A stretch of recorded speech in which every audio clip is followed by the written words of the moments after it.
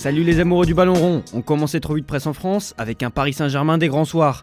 Les hommes de Luis Enrique se sont imposés 3-1 contre Rennes hier soir. Barcola revoit la vie en rose, titre l'équipe. Brillant depuis le début de saison, il avait disparu sur les 3 derniers matchs. Mais ce match contre Rennes confirme que c'est lui la star offensive de cette équipe. Et le PSG aura besoin de ses performances contre Arsenal mardi soir en Ligue des Champions. Il a déjà marqué plus de buts que la saison dernière. L'équipe lui donne un 8 sur 10. Barcola, le réveil du petit prince, ajoute le Parisien. Avec un but très mbappesque, Barcola a enchanté le parc et on a pu voir la relation fusionnelle qu'il y avait entre lui et les supporters. Le PSG y va avec Barcola, affiche la Gazzetta dello Sport de son côté. Le PSG, sans Mbappé, continue de dominer la Ligue 1. Surenchéri As ce matin. Tout le monde est unanime, ce PSG monte en régime, comme l'indique l'équipe. Entre Kang-in Lee en faux numéro 9, Barcola star offensive, João Neves, patron du milieu de terrain et d'autres satisfactions individuelles, le PSG se rassure après des matchs délicats.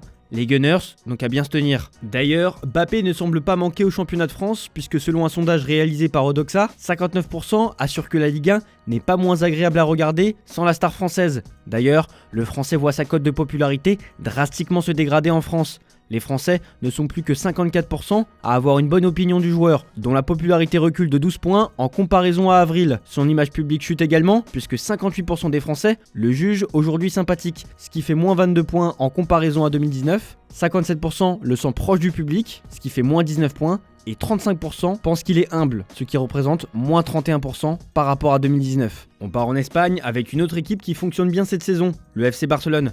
Pour le record, Placard Sport, Hansi Flick est sur le point d'égaler un départ historique pour le FC Barcelone, avec 7 victoires en autant de matchs de championnat. S'il remporte la prochaine rencontre, il égalera le record de Tata Martino, qui avait débuté la saison 2013-2014 avec 8 victoires consécutives. L'équipe de Flick, alliant jeu positionnel et verticalité, se montre dominante malgré un effectif réduit et quelques ajustements nécessaires. Ronald Araujo est sur le chemin de la guérison et devrait revenir en décembre et janvier, mais une tension sous-jacente existe entre le joueur et le FC Barcelone. Le club envisage la possibilité de le vendre pour équilibrer ses finances, tandis qu'Araujo, bien qu'il soit ouvert à une prolongation de contrat, n'est pas prêt à accepter n'importe quelle condition. Cette guerre froide entre les deux parties s'intensifie, surtout avec son retour prévu qui coïncidera avec la période de transfert hivernale. Araujo se concentre actuellement sur sa récupération avant de considérer ses options. Côté résultat hier soir, Mallorca s'est imposé 2-1 contre Valladolid.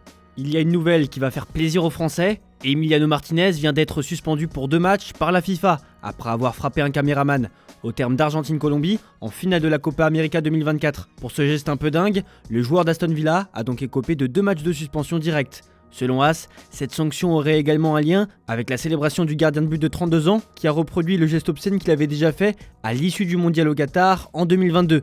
Suspendu 2 matchs, Martinez manquera les rencontres face au Venezuela et la Bolivie. On reste en Espagne avec les médias madrilènes qui se préparent pour le choc de ce week-end. Le derby de Madrid entre le Real Madrid et l'Atlético de Madrid. Dans le tissu de l'araignée, affiche Marca qui fait un clin d'œil à Julián Alvarez, l'attaquant de l'Atlético qui inscrit son premier but avec son nouveau club. Pour le média espagnol, c'est plus qu'un derby. Le Real Madrid voudra se venger après avoir perdu contre un Atlético qui semble avoir retrouvé sa meilleure forme. Pour As, c'est un derby de luxe. Sur l'aspect financier, ce choc sera l'un des plus opulents de l'histoire avec une valeur combinée de 1,8 milliard d'euros. Le Real Madrid, avec ses stars comme Mbappé, Vinicius et Bellingham, est l'équipe la plus chère au monde, surpassant largement l'Atlético. Les Colchoneros ont renforcé leur équipe cet été avec des signatures importantes comme Julián Alvarez, mais la valeur de leur effectif reste bien inférieure à celui des merengues. Parlons d'un sujet moins fun désormais, on le sait, Vinicius Junior, l'attaquant star du Real Madrid, est fréquemment victime d'actes ou de propos racistes venant des tribunes. Une situation inacceptable qui a ému de nombreux acteurs du monde du football et tout particulièrement Jude Bellingham. Vini avait l'air très triste lors de sa conférence de presse d'hier. Quand il parle de racisme, il le fait très bien. C'est dur de voir Vini comme ça. Le Vini que je connais est toujours souriant, encourageant, donc c'est quelque chose qui m'affecte. C'est attristé l'ancien joueur du Borussia Dortmund, avant d'ajouter « Il a même parlé d'arrêter de jouer et d'arrêter le football. Nous devons le soutenir à notre retour à Madrid, le faire se sentir aimé », a conclu Bellingham dans le documentaire publié sur sa chaîne YouTube. On file en Angleterre et comme presque tous les jours, depuis ce fameux choc entre Manchester City et Arsenal, les acteurs de cette rencontre se clashent par médias interposés. C'est la guerre, titre le Manchester Evening News. Pep Guardiola a défié Gabriel, défenseur d'Arsenal, suite à l'altercation entre Erling Haaland et le Brésilien. Guardiola a affirmé « Tu veux une guerre ? Maintenant, nous faisons la guerre ». Gabriel avait exprimé son intention de se venger lors de la prochaine confrontation à l'Emirates en février.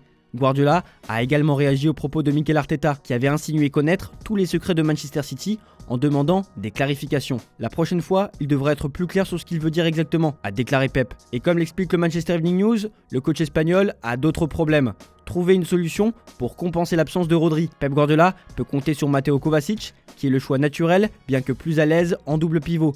John Stones, lorsqu'il est en forme, pourrait aussi occuper un rôle hybride entre la défense et le milieu. Manuel Akanji est une autre option défensive capable d'évoluer au milieu, tandis que Rico Lewis, malgré son jeune âge, pourrait gagner du temps de jeu dans ce rôle. Enfin, Phil Foden pourrait occuper un rôle plus central pour compenser l'absence de Kevin De Bruyne et aider à la construction du jeu. On continue cette revue de presse en Italie, un Milan de haute volée. Voilà comment la Gazzetta dello Sport décrit ce nouveau Milan. En une semaine, Paolo Fonseca, entraîneur de Milan, a vu sa position s'améliorer après un début de saison difficile.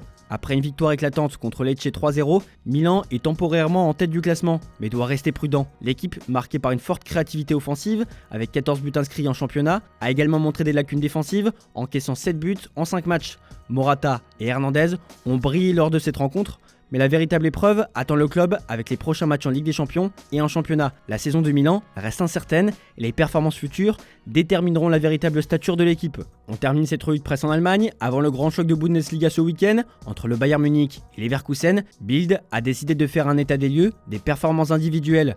Harry Kane se distingue avec 10 buts et 5 passes décisives en 6 matchs, tandis que Joshua Kimmich est le joueur le plus actif de la ligue avec 473 touches de balle. Alex Pavlovic s'impose à ses côtés avec un taux de passe réussi de 95%. Michael Olise brille en marquant 2 buts et 2 passes décisives. Jamal Musiala, bien qu'efficace dans ses dribbles, doit encore améliorer sa contribution en but. Du côté de Leverkusen, Granit Xhaka cherche à stabiliser son jeu et Jonathan Tah se montre puissant en défense, tandis que des joueurs comme Patrick Schick peinent à s'affirmer dans l'équipe. Enfin, côté résultat, le Borussia Dortmund a dominé Bochum après avoir été surpris d'entrée. Les joueurs de Nuri Sahin s'imposent 4 buts à 2 avec un doublé de la recrue Serhou Guirassy. Voilà, c'est tout pour aujourd'hui. Bonne journée à tous. Merci pour votre fidélité. On se retrouve demain pour une nouvelle revue de presse sur Foot Mercato.